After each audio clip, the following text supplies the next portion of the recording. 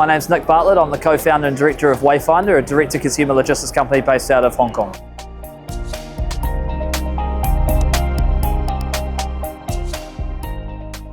Wayfindr is a fourth-party logistics provider. We design and build logistics programs specifically for direct-to-consumer brands that are seeking international expansion and working with brands that would like more access to more logistics options globally.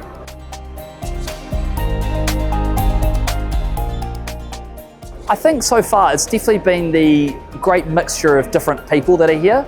There's a real great sense of domestic business, but also international business of brands that are coming in, excited about the market, and then brands that are here that are looking to go outside. And I think that you don't always get that at a lot of events. You don't get it kind of going both ways. It tends to be really skewed towards just Europe or just the Americas, but it feels like there's a really nice hybrid here of both brands that are in and looking to go out.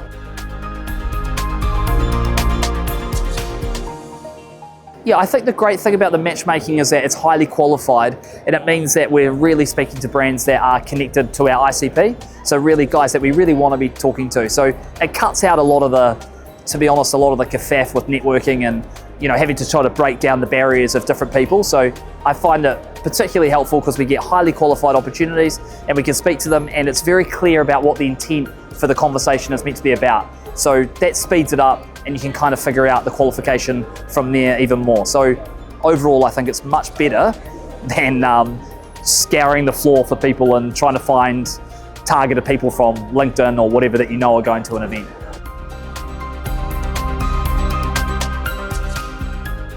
Yeah, I think there's probably three key takeaways. One is the rise of the 4PL model in the last 10 years. The market has really shifted, and there's a big demand now for 4PL, and that's proven now both based on our track record of growth, but also from what the market is telling us from our own research. The second thing is that brands really are evolving and their needs for logistics are really changing, and the logistics industry has to stay up with it, but brands have to stay up with it as well, because their competitors are going to start doing all different sorts of things, and unless they have the options available to them, it's going to make it more difficult to win.